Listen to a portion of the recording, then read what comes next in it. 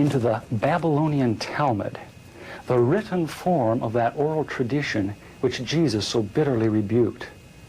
The Talmud reveals how deep was Israel's apostasy.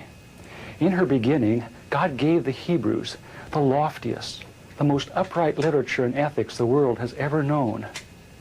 Yet when they turned their backs on him, they produced the Talmud, a work which has aptly been called a monument to human folly.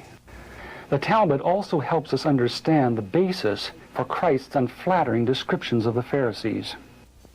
Jesus described the Pharisees as hypocrites, children of hell, blind guides, whited sepulchres, full of dead men's bones. He even described the Pharisees as children of their father the devil, a murderer from the beginning. The Talmud confirms Christ's words. In the Talmud, in Treatise Sanhedrin, an extensive passage describes the right of the Pharisee to kill anyone, just as long as he did so indirectly. As one of dozens of examples, the Talmud tells us that if one bound his neighbor and he died of starvation, he is not liable to execution. In such an indirect manner, the Pharisees also killed Christ. Manipulating the Romans to actually wield the spear and sword, the Pharisees claimed, as their descendants do today, that since the Romans were the direct cause of the death of Christ, it is the Romans, not the Jews, who are guilty. Christ also called the Pharisees adulterers, an adulterous generation. The Talmud provides generous loopholes for adultery. It says the penalty for adultery does not include sex with a minor, the wife of a minor, or the wife of a heathen. The Talmud also encourages seduction of unwed adolescent girls called designated bondmaids. But it's important how such rapes are performed. With the designated bondmaid, one is guilty only in the case of natural connection, but not in the case of perverse connection. The Pharisees reasoned that rape in a perverted manner is outside the jurisdiction of the law. Normal rape, however, was punishable. In Babylon, sexual perversion of every kind had been a way of life for millenniums. The Pharisees were deeply influenced by such practices.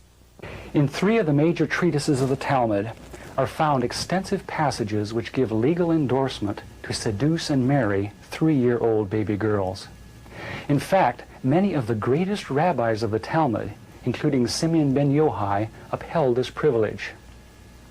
Today in Israel, thousands of Jews go to Meron every year to venerate the memory of Simeon ben Yochai, one of the most respected rabbis in the history of Judaism. In one of dozens of endorsements of child sex, Simeon ben Yochai said, "A proselyte under the age of 3 years and a day is permitted to marry a priest." Agreeing with ben Yochai, the great rabbah said, "When a grown-up man has intercourse with a little girl, it is nothing, for when the girl is less than this, 3 years and a day, it is as if one put the finger into the eye." The footnote to this passage says, "As tears come to the eye again and again, so does virginity come back to the little girl under 3 years." The same section confirms that sexual activity with small boys is in the same category. The intercourse of a small boy is not regarded as a sexual act. In addition to adulterers, Christ, in the story of the Good Samaritan, portrayed the Pharisees as racial bigots, too self-righteous to respond to the suffering of one who was not a Jew. It is true, because of the wickedness of the Canaanites, which included sodomy and infant sacrifice, Israel had been commanded by God to be harsh in her treatment of the inhabitants of the land. God made it clear that the Canaanites were not simply to be avoided, but destroyed. By the time of the New Testament, this method of preserving God's kingdom by separation and the sword had become obsolete. God no longer made a racial difference between men. But the Pharisees were unfazed by God's new agenda.